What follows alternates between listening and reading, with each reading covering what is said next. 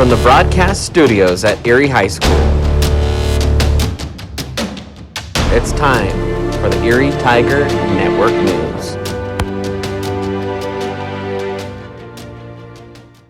Good morning and welcome to the first news of the school year. I'm Danae Sheriff. And I'm Spencer Playlock. We are so glad to be here. The first topic we would like to cover is the bathrooms, which has all started with the trend.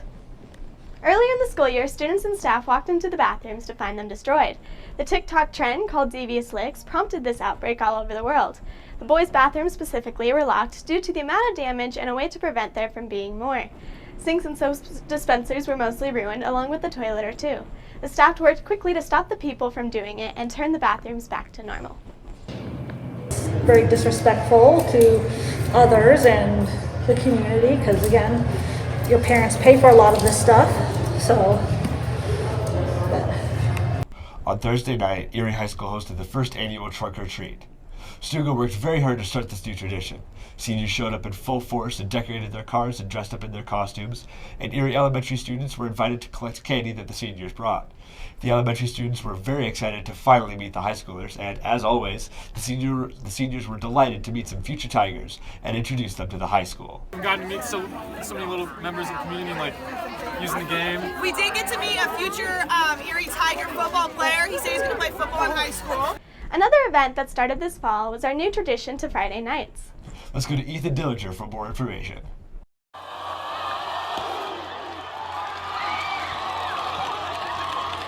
With fall sports in full swing, Tiger fans are excited to be joining Dub T, which is a new name for our student section. Dub T is essentially meant to replace the student section and make students feel more obligated to go to games. So to join Dub T, you can join a group chat on GroupMe, and you just have to find somebody that's already in it and they can add you.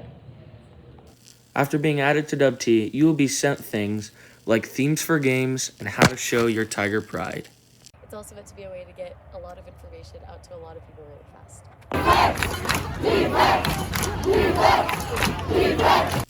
With 4 senior leaders taking charge of Dub T, they've made their best effort to get anyone and everyone involved in Dub T.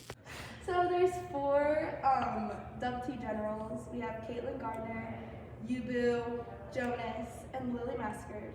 And they basically will decide the themes of games. Some of the other jobs that these senior leaders have include getting students involved in the group chat for Dub T and letting everybody know how they can show their best Tiger pride at all sports events. For the Erie Tiger Network, I'm Ethan Dillinger. Thanks, Ethan. It's such a good time going to the games.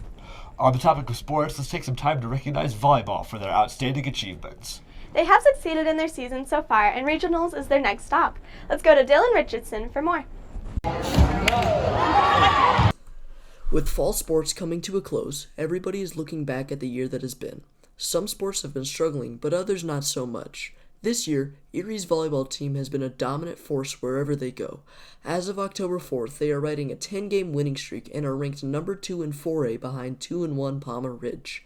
With huge wins over top-ranked teams throughout the win streak, they are really looking for a potential deep run in the playoffs.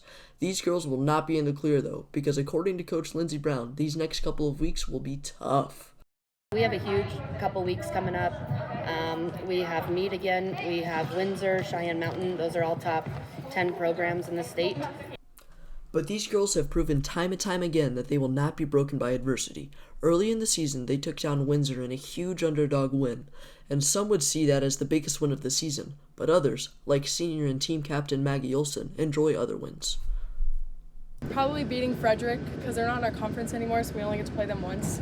And beating them our senior year, since we lost to them in a really tough match last year. So beating them this year for our senior year was super fun. With just a couple of weeks left in the season, these girls are hoping to head into the playoffs with momentum on their side. And by the look of things, that is likely to happen. For the Erie Tiger Network, I'm Dylan Richardson. Thanks, Dylan. Good luck, girls, in the next steps to winning. Choir also has some great things going on. Let's hand it over to Easton Posa. Fall is here, which means that the hot air balloons are making their appearance back in the sky and that All-State Choir is coming soon. Auditions start on October 15 and end on the 16th. All-State Choir is a chance for junior and seniors in the state to perform and participate in the professional choir. I am told 19 students auditioning, and I just hope that they all do their very best. Last year was a weird year. There was no All-State really. So I'm just really hopeful that they're all going to give it their best, and hopefully we have at least one person make it. But I think more than one of them has a really solid shot. So yeah. The requirements for auditioning is that you should prepare a solo art song, 3 scales, 4 triads, singing and identifying intervals, along with 2 sight readings.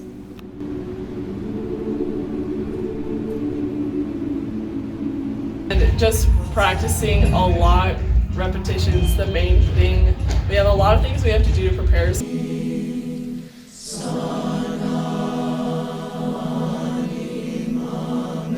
I would say don't be nervous. You guys got this. You've basically been preparing for this your whole high school career and middle school career. You know your stuff. Good luck. I believe in you. It's going to be amazing. Thanks, Eason.